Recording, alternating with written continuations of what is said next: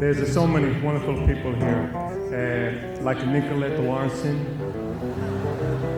Kenny Kesey, Paul Kantner. I see him back here. He's a hero.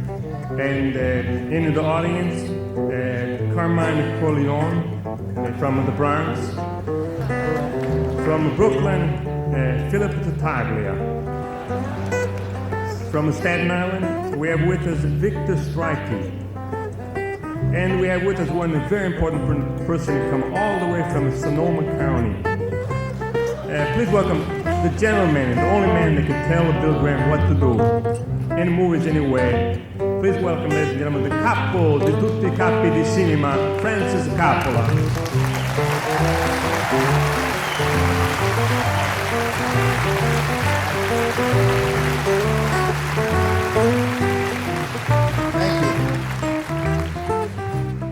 I guess really from the first time I met Bill, I knew he was an actor, and that was one of the most important things to him. And I remember,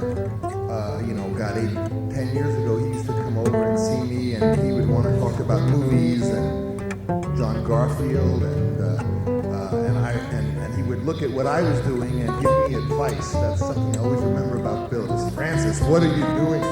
What is this magazine? Why do you have a magazine? Or what are you doing? And I found that no matter what, if there was something, to call Bill, to say, Bill, there's a role in the Philippines, come on over, he would come. And of course, he was very busy at that time, as he is now. And I remember when he arrived there, after saying he could only spend, 5 days or whatever it was, he got there the day before an enormous typhoon hit. So he was stuck with us in the Philippines for, close to a month. And I have this image of Bill without a telephone, sitting in my house. The house had 3 feet of water everywhere, playing poker with my little kids, day in, day out, with nowhere to go. In fact, once I remember the power was on, and we had a record playing of La Boheme, I remember, and the power went off, and at 4 in the morning, all of a sudden, La Boheme soared out as loud as you can imagine. I ran down, and there was Bill Graham sleeping in the water, So we made that, we did that production, although one of the most important scenes of Apocalypse that Bill was going to do was never shot. And it's always been my desire and intention to get Bill in a long performance in a film, aside from these little scenes that we've done, like in the Cotton Club.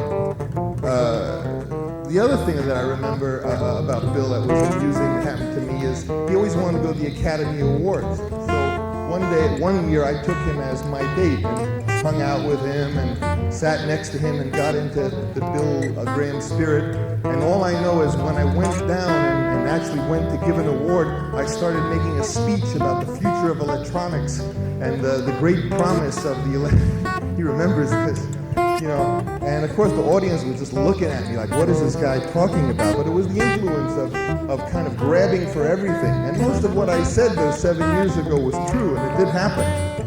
Most important, though, is I'm here tonight because there has never been a time in any of the crazy episodes that I've been involved in that when I called out to him or asked me to help, that he didn't come. He has been tremendously generous with me, not with money, with his time.